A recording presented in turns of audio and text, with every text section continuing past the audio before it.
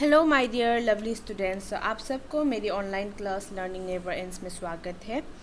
तो आज हम पढ़ने जा रहे हैं हिंदी व्याकरण से पाठ 6 और पेज नंबर 25। आप लोग अपने बुक्स निकाल लीजिए, पेज नंबर 25 हिंदी व्याकरण का। तो आज हम पढ़ेंगे सर्वनाम के बारे में। बहुत ही आसान है सर्वनाम के बारे में समझना, बहुत ही आसान है। तो सर्वनाम को इंग्लिश में कहते हैं प्रोनाउन। मैं आप लोग को उदाहरण पहले बताऊंगी, उसके बाद मैं डेफिनेशन बताऊंगी। तो आपके जो उसमें किताब में जो सेकंड पैराग्राफ है उसको आप देखिए।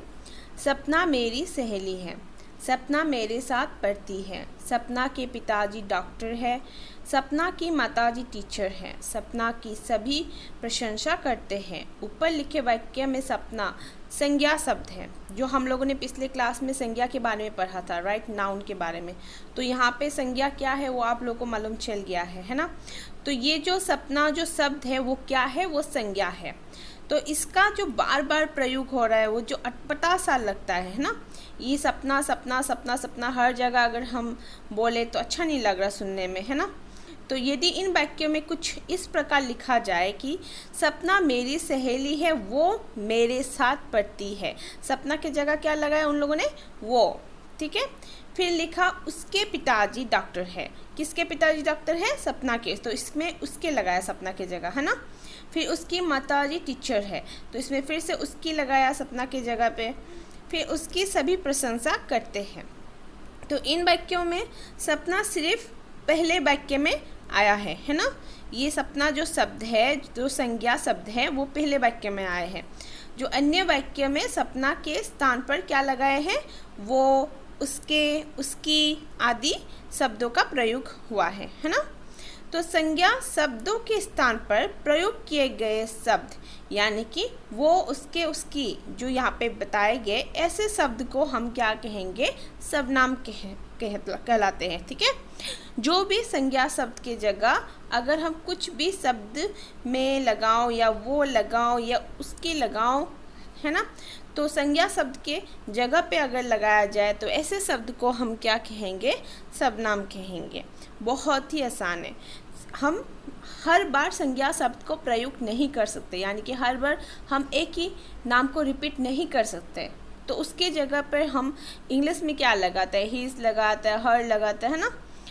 तो ऐसे शब्द को हम क्या कहते हैं, इंग्लिश में प्रोनाउन कहते हैं। तो ऐसे शब्द को हिंदी में सर्वनाम कहते हैं।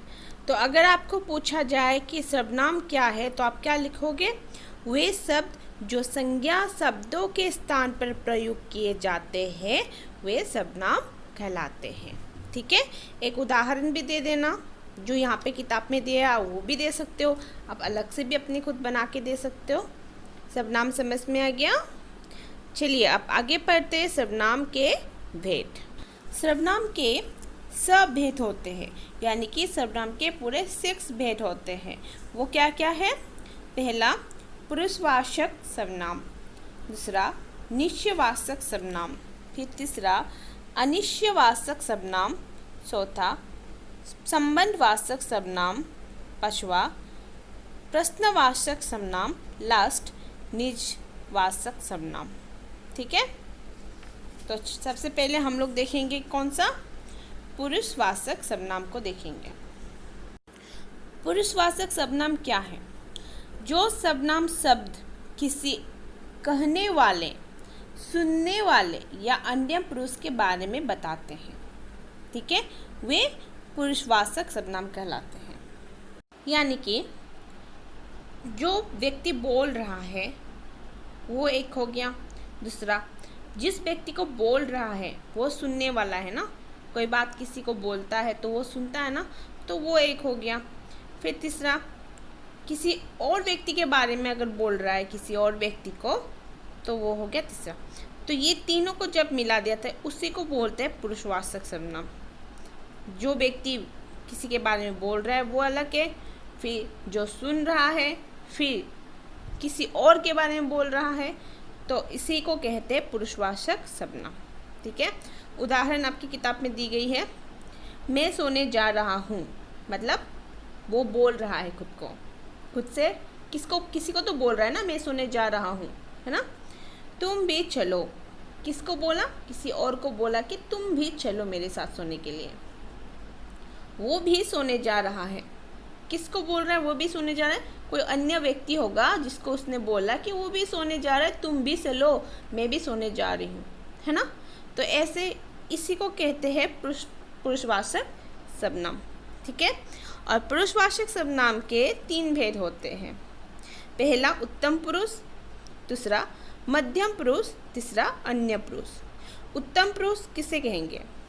बोलने वाले के लिए उत्तम पुरुष का प्रयोग करते हैं। जो बोल रहा है, जैसे कि मैं बोल रही हूँ ना, तो मेरे लिए क्या करेंगे? उत्तम पुरुष का प्रयोग करेंगे।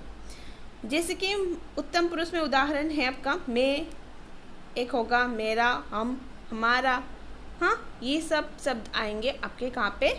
उत्तम पुरुष में। अगर मैं बोल रही हूँ तो उत्तम पुरुष होगा, मेरा बोलेंगे तो भी उत्तम पुरुष होगा, मेरी बोलूँगी तो भी उत्तम पुरुष होगा, और हम बोलेंगे या हमारा बोलेंगे तो भी उसे उत्तम पुरुष में ही माना जाता है। मतलब ये सारे शब्द उत्तम पुरुष में प्रयोग किया जाता है। ठीक है। तो अब बात करते हैं मध्यम पुरुष के बारे में। ठीक है।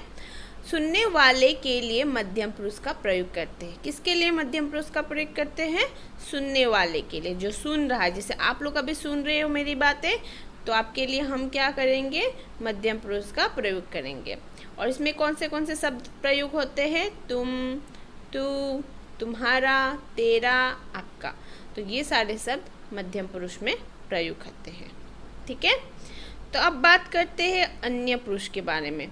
जिसके बारे में कहा जाए उसे अन्य पुरुष कहते हैं। ठीक है।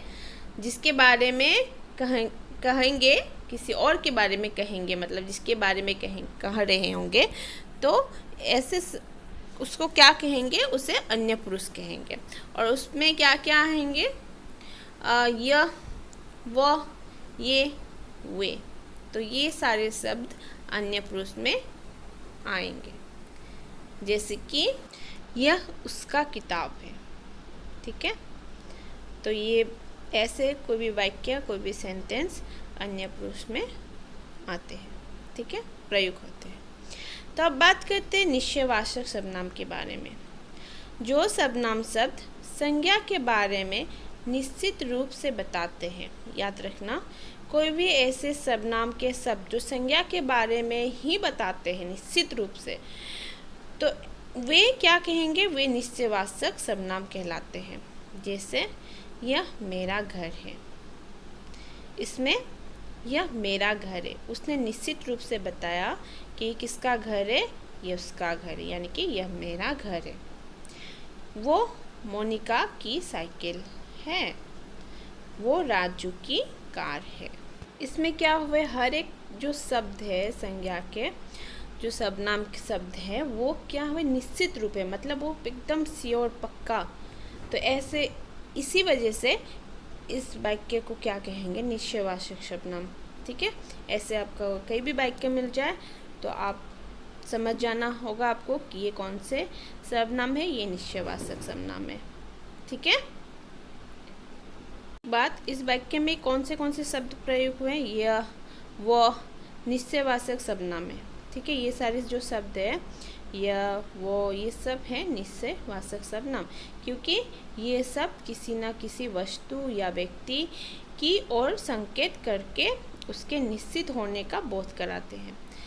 जैसे कि यहाँ पे साइकिल जो मोनिका की है वो निश्चित है, और वो संकेत कर रहे हैं उस वस्तु की, यानी कि साइकिल की, कि मोनिका की ही है। समझ गया? वो घर भी जो उसने संकेत किया था कि ये मेरा घर है, तो उसने उसको निश्चित रूप से ही बोला है कि यह मेरा घर है। समझ गया? तो निश्चयवाचक सर्वनाम हो गया हम लोगों का। तो आज के लिए इतना ही। हम हमारे नेक्स्ट क्लास में डिस्कस करने वाले हैं अनिश्चयवाचक सर्वनाम के बारे में, संबंधवाचक सर्वनाम के बारे में, और प्रश्नवाचक सर्वनाम के बारे में, और निजवाचक सर्वनाम के बारे में। और साथ ही हम डिस्कस करेंगे निम्नलिखित प्रश्नों के उत्तर दीजिए। ये जितने भी प्रश्न उत्तर है आपके टेक्स्ट में, वो सारे प्रश्नों के बारे में हम लोग डिस्कस करेंगे। ठीक है। हम हमारे नेक्स्ट क्लास में इन सभी के बारे में डिस्कस करेंगे। तो आज के लिए इतना ही, क्योंकि वीडियो काफ़ी लंबा हो जाते हैं तो बच्चों को मन नहीं होता है पूरा वीडियो देखने में, तो इसीलिए हम यहीं पे हमारे जो आज की कक्षा है वो समाप्त करते हैं। तो अगर इसमें से आपको कुछ भी मुझे पूछना हो तो आप बेशक पूछ सकते हो। तो आज के लिए इतना ही। Students take care and bye bye.